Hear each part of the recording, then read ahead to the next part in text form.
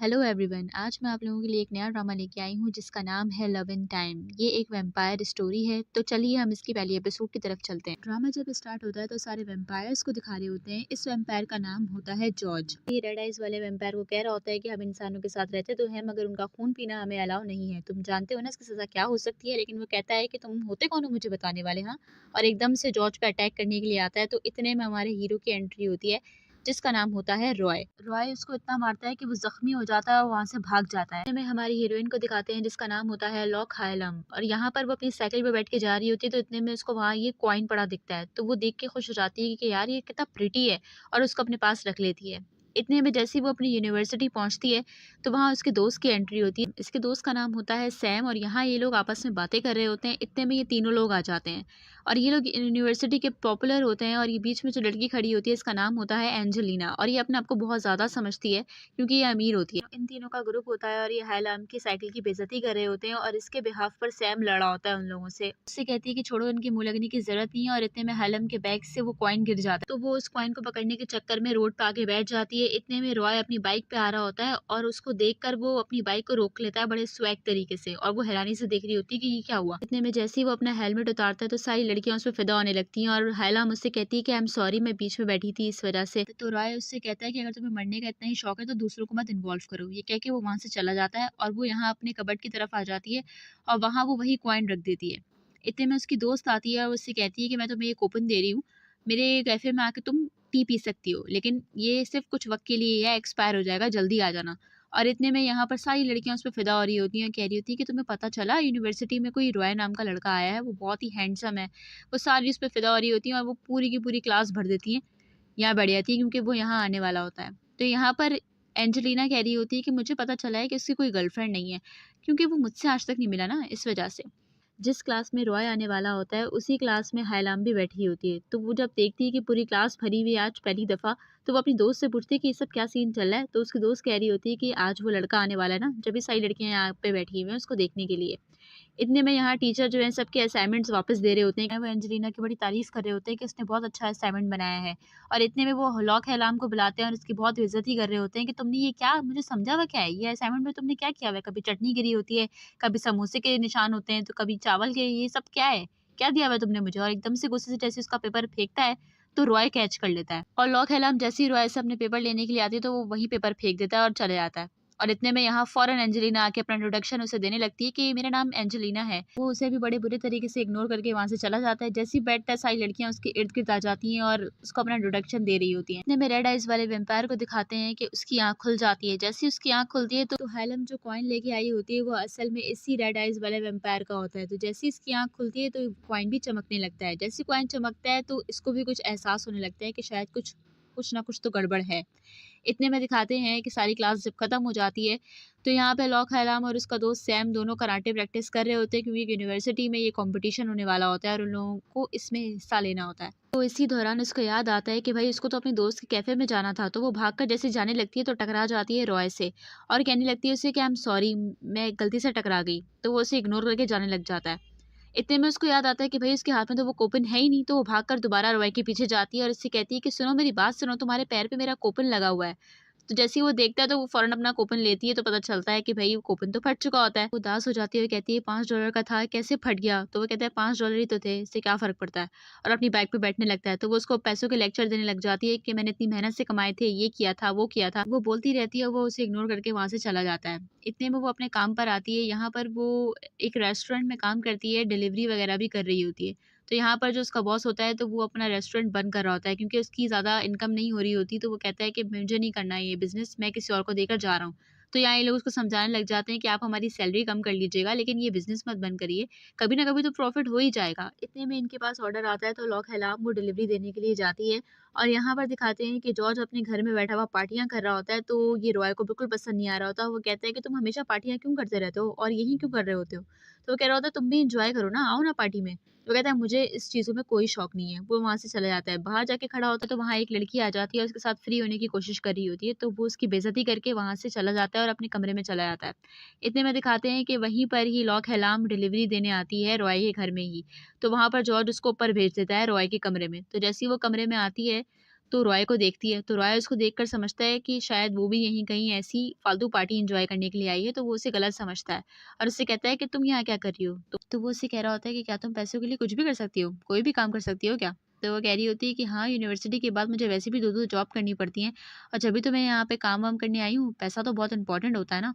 तो वह कहता है ठीक है, जो करने आई हो जल्दी करो, आओ बैठो मेरे पास। तो वो बोलती है कि तुम क्या बकवास कर रहे हो? लगता है तुम्हारा दिमाग खराब हो चुका है। तो वैसे ही वो जाने लगती है तो वो उसका हाथ पकड़ के रोक लेता है और उससे कहता है कि जो काम करने आई हो पूरा करके जाओ। वो उसे धक्का देती है और जाने लगती है तो उसका पैर फिसलने लगता है तो वो उसे बचा लेता है और लेकिन वो उसके मुँह पे थप्पड़ लगा देती है और उससे कहती है तुमने मुझे समझ के क्या रखा हुआ है? मैं गरीब हूँ लेकिन इसका मतलब ये नहीं है कि मैं इतनी गिर जाऊँगी। और वो वहाँ से भाग जाती है। इतने में वहाँ जॉर्ज आके उस पे हँसने लग जाता है तो वो कह रहा होता है कि हँस क्यों रहे हो तुम? तो वो कहता है इसमें मेरी क्या गलती है भई अगर तुम मुझे गलत समझ रहे थे तो? और वैसे भी उसने तुम्हें थप्पड़ लगा दिया लेकिन उसके बावजूद भी तुम मुझसे कुछ नहीं कह रहे। ऐसे तो तुम नहीं थे। तो वो उसको गुस्से में देख के वहाँ से निकल जाता है। इतने में यहाँ ये घर आती है और उसको बहुत कोस रही होती है रॉय को कि वो कितना बदतमीज़ है, उसने ऐसा किया, उसने वैसा किया करके उसकी बुराइयाँ कर रही होती है। यहाँ रॉय बैठा पियानो बजा रहा होता है तो जॉर्ज आके उससे कहने लगता है कि अगले महीने तुम्हारी बर्थडे है तो क्यों ना हम उसको कहीं जाके सेलिब्रेट करें? तो वो कह रहा होता है कि मुझे अपनी बर्थडे नहीं सेलिब्रेट करनी, तुम्हें समझ क्यों नहीं आ रही? वो बार-बार उससे कह रहा होता है, वो बार-बार मना कर रहा होता है। तो जॉर्ज इतने में कहता है कि चलो ऐसा करते हैं रेस लगाते हैं, जैसे हम पहले लगाया करते थे। अगर जो भी जीतेगा वही डिसाइड करेगा कि क्या करना है और क्या नहीं। तो इतने में दोनों रेस लगाने लग जाते हैं और यहाँ पर ये रोड पे जा रही होती है फूड की डिलीवरी देने के लिए रात को और इतने में वहाँ रॉय जब भाग रहा होता है तो उसका पाँव किसी लकड़ी पे जाके लगता है, जो कि उड़ के आके उसी रोड पे गिरती है जहाँ पर वो लॉक हैलाम जा रही होती है। तो उस लकड़ी को देख के उसका डिसबैलेंस होता है और वो जाके गिरती है और उसकी चोटें लग जाती हैं। तो यहाँ रॉय को पता चल जाता है कि भई उसकी वजह से किसी न किसी को चोट ज़रूर लगी है, तो वो नीचे जाके जैसे देखता है तो वहाँ लॉक हैलाम बैठी होती है। तो वो उसको देख के सॉरी कहने लगता है तो वो कह रही होती है कि तुम क्यों सॉरी बोल रहे हो? तो वो कहता है कि वो कल रात को मैंने तुम्हें गलत समझा ना उसके लिए और उसको हॉस्पिटल लेके जाने का कहता है कि चलो हॉस्पिटल चलते हैं। तो वो मना कर रही होती है कि नहीं, मुझे अभी ये फूड डिलीवरी भी देने जाना है, ये कौन देगा और मैं बिल्कुल ठीक हूँ, उसके पैसे कौन देगा? बार-बार मना कर रही होती है हॉस्पिटल जाने से। तो वो कहता है तुम्हारी पाँव पे इतनी ज़्यादा चोट लगी हुई है, तुम्हारी हड्डी भी टूट सकती है और तुम यहाँ पे हॉस्पिटल जाने से मना कर रही हो, चलो मेरे साथ। वो मना करती रहती है, नहीं-नहीं इतने पैसे नहीं है, वो और अपनी अखराजात के बारे में सोच रही होती है। तो वो उसे गोद में उठा लेता है और कहता है कि चलो बहुत हो गया, तुम्हें हॉस्पिटल लेके जाना ज़रूरी है। और इतने में जैसे ही वो उसको गाड़ी में बिठाता है तो वहाँ उसकी फूड डिलीवरी भी कर देता है। तो वो सोच रही होती है कि कभी इतना अच्छा बन जाता है और कभी इतना रूड, इसका मसला क्या है? इससे थैंक यू बोलूँ या ना बोलूँ? और इतने में अभी भी वो उसे हॉस्पिटल जाने से मना कर रही होती है, तो वो गुस्से में आता है और उसकी तरफ देखता है और उसको वहीं अपनी आँखों के ज़रिए बेहोश कर देता है। और इतने में जब उसकी आँख खुलती है तो वो हॉस्पिटल के अंदर होती है और कह रही होती है कि तुम मुझे इतने महँगे हॉस्पिटल में लेके क्यों आ गए और तुमने प्राइवेट कमरा क्यों बुक कराया है? इसके पैसे कौन देगा?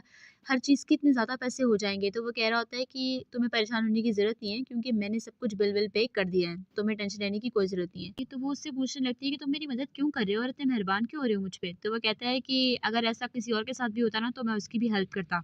तो फिर भी वो उसको कह के चले जाता है कि गेट वेल सून। और इतने में यहाँ पर दिखा रहे होते हैं कि जैसे ही वो घर आता है तो यहाँ जॉर्ज उससे कह रहा होता है कि तुम उसके लिए कुछ ज़्यादा ही कंसर्न लग रहे थे। इतनी फ़िक्र क्यों करने लगे हो तुम उसकी? और यहाँ पर ये चाह रहा होता है कि इसकी सेटिंग उस लॉग अलार्म से हो जाए। कह रहा होता है कि तुम ऐसा करो तुम उससे शादी कर लो क्योंकि वैसे भी तुम उसकी ज़्यादा मदद करते हो और अलग ही दिख रहा है तुम्हारी शक्ल पे कि तुम उसकी कितनी फ़िक्र करते हो। तो वो कह रहा होता है कि भई मेरा फ़र्ज़ बनता था क्योंकि मेरी वज़ह से उसको चोट लगी थी, मैंने उसको हॉस्पिटल पहुँचा दिया वहाँ पे उसका बिल भी पे कर दिया। मेरा काम यहाँ पे ख़त्म होता है। अब वो जाने जो उसे करना है वो करेगी वो। तो यहाँ पर वो उसे कह रहा होता है कि तुम अपनी ज़िंदगी से बाहर क्यों नहीं निकल आते? कब तक अपने पास्ट में जीते रहोगे? कब तक उस पेन में जीते रहोगे? आगे बढ़ो, उसके साथ अपनी लाइफ़ स्टार्ट करो। तो यहाँ रोय अपने पास्ट के बारे में सोचने लगता है कि वो अपनी हीरोइन को नहीं बचा पाया था और उस वैम्पायर ने उसको मार दिया था। तो यहाँ वो वही सोचता रहता है और उसी पेन में और उसी दर्द में अपने आप को उसने फँसाया हुआ होता है। ये दिखाते हैं कि जिस हॉस्पिटल में लॉक अलार्म होती है, उसी हॉस्पिटल में कोई ज़ख्मी औरत को लेके जा रहे होते हैं और उसी हॉस्पिटल की लिफ्ट के अंदर वो रेड आइज़ वाला वैम्पायर बैठा हुआ होता है और उसी लिफ्ट के बाहर वो लॉक अलार्म भी घूम रही होती है और लिफ्ट के अंदर आके बैठ जाती है। इतने में दिखाते हैं कि पूरे हॉस्पिटल की लाइट जो है वो बंद हो जाती है और वहाँ पर रॉय को भी कुछ एहसास होने लगता है, कुछ दिखने लगता है कि वही रेड आइज़ वाला वैम्पायर किसी का खून पी रहा है और वहाँ पर ये लॉक अलार्म भी बैठी है। तो वो डर के मारे फ़ौरन हॉस्पिटल आ जाता है और जैसे ही वो लिफ्ट के अंदर देखता है तो वहाँ ये खून-हम-खून बैठी होती है। तो फ़ौरन इसके पास आके उससे तुम ठीक तो हो ना? लॉक अलार्म मेरी बात का जवाब दो, तुम ठीक तो हो? और इतने में वो वहीं बेहोश हो जाती है। तो वो उठाकर उसको फिर से उसके रूम में ले आता है और वहाँ पर उससे कहता है कि तुम्हें खाने-पीने को बोला था ना, खा पी क्यों नहीं रही थी तुम कुछ? तो वो कह रही होती है कि यहाँ का खाना बहुत ज़्यादा महँगा है ना, मैं क्या करूँ? इसलिए बस और मेरा दिल भी नहीं चाह रहा था, इसलिए बस मैं नीचे ब्रेड लेने जा रही थी। तो जब भी मैं लिफ्ट के अंदर बैठ गई थी और वहाँ पर वो प्रेग्नेंट लेडी भी थी जिसकी वज़ह से हर जगह खून-हम-खून हो गया था, तो मुझ पे भी थोड़ा बहुत खून आ गया। तो मैं उन्हें देख के घबरा गई थी, डर गई थी। इस वज़ह से मैं थोड़ी बेहोश हो गई। तो वो कहते हैं अच्छा तो तुम्हें कुछ नहीं हुआ था बल्कि तुम ऐसे ही डर के मारे बेहोश हुई थी। तो वो फ़ौरन वहाँ से जाने लगता है। तो वो कह रही होती है कि तुम जा रहे हो, तुम वापस क्यों आए थे? तो वो उसको कोई जवाब नहीं देता और वहाँ से चला जाता है। इतने में वहीं पर जॉर्ज भी आ जाता है उसी हॉस्पिटल में और वहाँ पर रॉय उसे बता रहा होता है कि वो रेड आइज़ वाला वैम्पायर आ चुका है, हमें उसका काम तमाम करना होगा और जाने लगता है। तो जॉर्ज उससे कहता है कि कहाँ जा रहे हो तुम? तो वो कहता है अपने मिशन पे और इनका मिशन यही होता है कि जो भी वैम्पायर लोगों का खून पीते हैं, उन लोगों को ख़त्म करने का। तो इतने में जॉर्ज उसको फिर से छेड़ने लगता है, कहता है कि मुझे तो लगता है कि तुम दोनों के बीच में कुछ ना कुछ तो चल रहा है। जभी तो तुम फ़ौरन भागे-भागे चले आए कि कहीं वो रेड आइज़ वाला वैम्पायर उससे कुछ कर ना दे।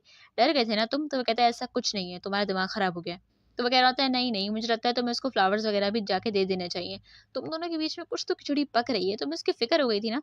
तो यहाँ वो कहने लगता है कि वो रेड आइज़ वाला वैम्पायर बहुत ज़्यादा खतरनाक है, वो इन लोगों को नुकसान पहुँचा सकता है और मुझे अगर उसके लिए उसको बचाना भी हुआ तो मैं ज़रूर बचाऊँगा, उसे ज़रूर प्रोटेक्ट करूँगा। रॉक एलार्म जो है वो हॉस्पिटल से डिस्चार्ज हो जाती है तो वो अपने घर आती है तो यहाँ इसका दोस्त सैम उसे कहने लगता है कि ये लो मेरी जमा पूँजी और जाकर तुम ये सब कुछ रॉय को दे दो क्योंकि मैं नहीं चाहता कि तुम उसका कोई भी एहसान लो और वो बार-बार तुम पे एहसान करे या तुमसे फ्री हुए। तो वो उसके पैसे लेने से इनकार कर देती है और कहती है कि मैं उसको पैसे वापस खुद कर दूँगी। दूसरे दिन जैसे ही वो यूनिवर्सिटी पहुँचती है तो वहाँ पर रॉय भी अपनी गाड़ी में आ रहा होता है तो वो उसे रोक कर कहती है कि ये लो अपनी चाबी वापस ले लो, मुझे तुम्हारी बाइक नहीं चाहिए। तो वो कहता है तुम क्या बोल रही हो? मुझे कुछ समझ नहीं आ रहा है। बोलती है ये बाइक तुमने मेरे स्टोर के सामने खड़ी कर दी थी। मैंने तुमसे कहा है कि मुझे तुम्हारा एहसान नहीं चाहिए। मैं इतनी महँगी बाइक के पैसे तुम्हें वापस कैसे दूँगी? वापस रख लो ये पैसे मुझे नहीं चाहिए। तो वो गुस्से में उससे कहने लगता है कि मैं तुमसे लास्ट बार कह रहा हूँ, इससे मेरा कोई ताल्लुक नहीं है। मैंने तुम्हें कोई बाइक वाइक नहीं दी, इसलिए मेरा दिमाग खाना बंद करो। और वहाँ से जाने लगता है। वो उसके पीछे-पीछे आती है और उसका हाथ पकड़ के रोक कर उससे कहती है कि मुझे तुम्हारी इतनी महँगी बाइक नहीं चाहिए, वापस ले लो उसकी चाबी और उसकी जेब में वो चाबी रखने लगती है।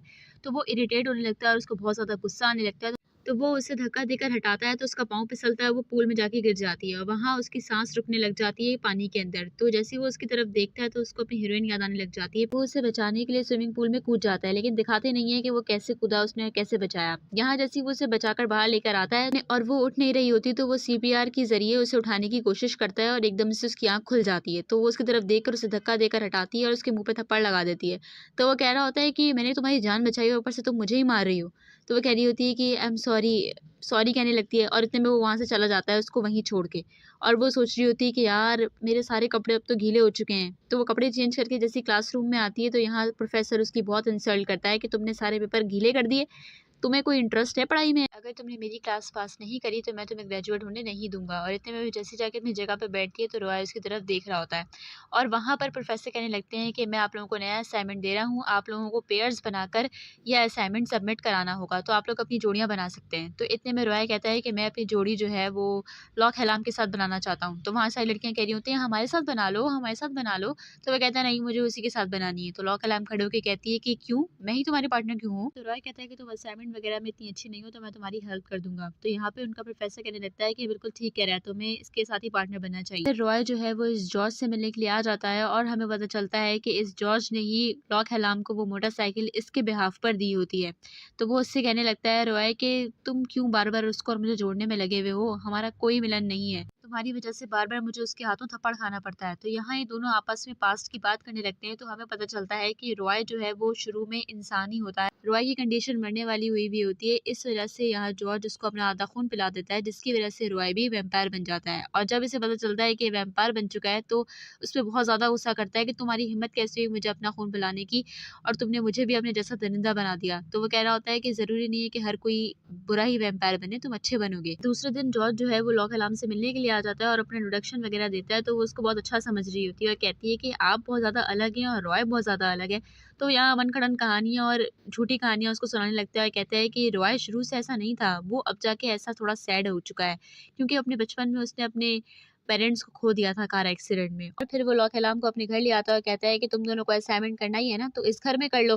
तो वो कहती है मैंने अभी तक रॉय से बात नहीं करी और ना ही हमने कोई जगह डिसाइड करी है। तो इतने में रॉय आ जाता है तो जॉर्ज रॉय से कहने लगता है कि देखो कौन आया है। तो वो इतने में इग्नोर करके अपने कमरे में जाने लगता है तो वो जॉर्ज कहने लगता है कि तुम्हें तमीज नहीं है, तुम्हें पता नहीं है कि कैसे गेस्ट को ट्रीट किया जाता है। रॉय कहता है कि तुम इन चीजों में बहुत ज्यादा महान हो ना तो तुम कर लो ना खातिरदारी। और इतने में वो किताबें लेके वापस उसके पास आता है और उससे कहता है कि ये लो अभी हम अपना असाइनमेंट स्टार्ट करते हैं। इतने में जॉर्ज जैसे ही उस बॉटल का कैप खोलने लगता है तो वो कैप जाके लॉक अलार्म को लगने लगता है तो रॉय उसे फौरन बचाकर उसको अपने गले लगा लेता है। और इतने में दोनों ऑकवर्ड फील करने लगते हैं और वो कहने लगता है कि चलो अभी पढ़ाई भी करनी है चलते हैं। यहाँ ये दोनों बैठ के अपना असाइनमेंट बना रहे होते हैं तो यहाँ लॉक अलार्म उससे गेम्स के बारे में पूछने लगती है और कहती है कि तुमने क्या रॉक पेपर सीजर कभी खेला है? ये सारे गेम्स खेलें? तो वो हर चीज़ में मना कर रहा होता है कि मैंने कोई गेम नहीं खेले। तो वो हैरानी से उसकी तरफ देखते हुए कहती है कि तुमने रॉक पेपर सीज़र कभी नहीं खेला? कोई बात नहीं, मैं तुम्हें सिखा दूँगी। तो वो फिर उसके साथ रॉक पेपर सीज़र खेलने लग जाती है और वो कह रहा होता है कि मुझे इस गेम के बारे में कुछ नहीं पता, मुझे नहीं आता ये गेम। तो वो कह रही होती है मैं तुम्हें सिखा दूँगी ना, और इतने में 1-2 घंटे के बाद वो अच्छा प्रो बन जाता है और वो भी उसके साथ ये वाला गेम खेलने लग जाता है, लेकिन हार जाता है। तो मुँह बना के बैठ के कहता है कि मैंने तो तुमसे कहा ही था कि मैं गेम में अच्छा नहीं हूँ। तो वो इतने में कहती है कि थोड़ी भूख-वूख लग रही होगी तुम्हें भी, मुझे भी लग रही है, तो क्यों ना मैं किचन में जाके तुम्हारे लिए अपने लिए कुछ बना लूँ। और वो वहाँ किचन में खड़े होके खाना बनाने लगती है और वो उसकी तरफ देख रहा होता है और अपनी हीरोइन के बारे में सोचने लग जाता है। तो इतने में उसको आके कहती है कि अरे खाना बन चुका है, वहाँ खड़े-खड़े क्या कर रहे हो? आओ बैठो और टेस्ट करके बताओ कि मैंने कैसा बनाया है। जैसे ही खाना टेस्ट करता है तो उसको कहते हैं हाँ, हाँ, ठीक है, सही है।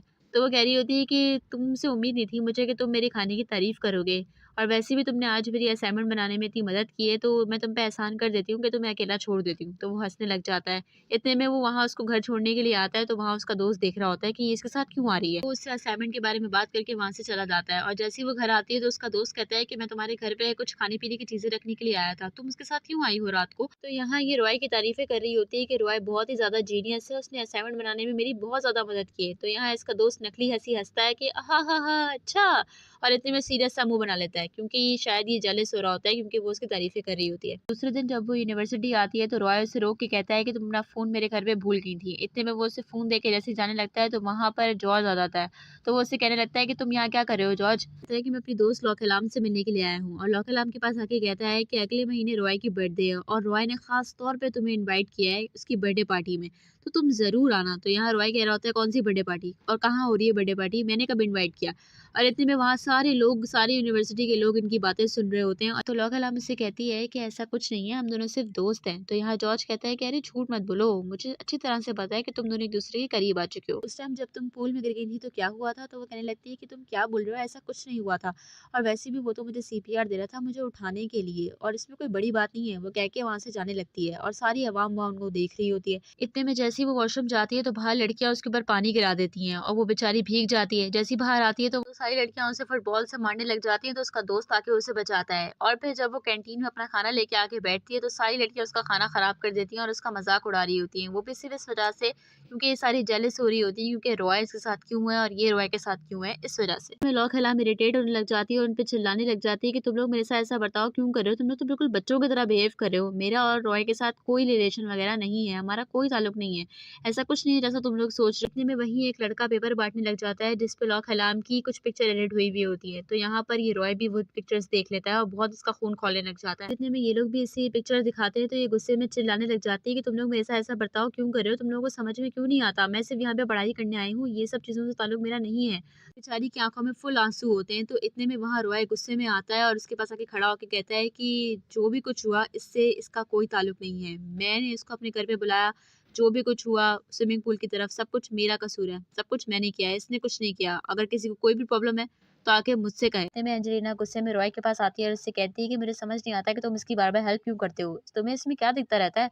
ना इसकी कोई शक्ल है, ना ऐसा कोई बैकग्राउंड है। तुम्हें क्या दिखता है इसमें? तुम क्यों उसकी मदद करने के लिए हर वक़्त आ जाते हो? तो इतने में वो उससे कहने लगता है कि आज से इसकी जो भी प्रॉब्लम है वो मेरी प्रॉब्लम होगी। आज से इसका जो भी दुश्मन होगा वो मेरा दुश्मन होगा। और आज के बाद अगर तुम में से किसी ने भी इसके साथ बदतमीज़ी करने की कोशिश की तो वो अपनी रिस्पॉन्सिबिलिटी खुद देख ले क्योंकि मैं उसे नहीं छोड़ूँगा। और इतने में वो उसका हाथ पकड़ता है और वहाँ से उसे ले जाता है और ड्रामा यहीं खत्म हो जाता है। अगर आप लोगों को ये एपिसोड पसंद आई है तो प्लीज़ लाइक कीजिए, सब्सक्राइब कीजिए और कमेंट भी कर लीजिए। Thank you so much.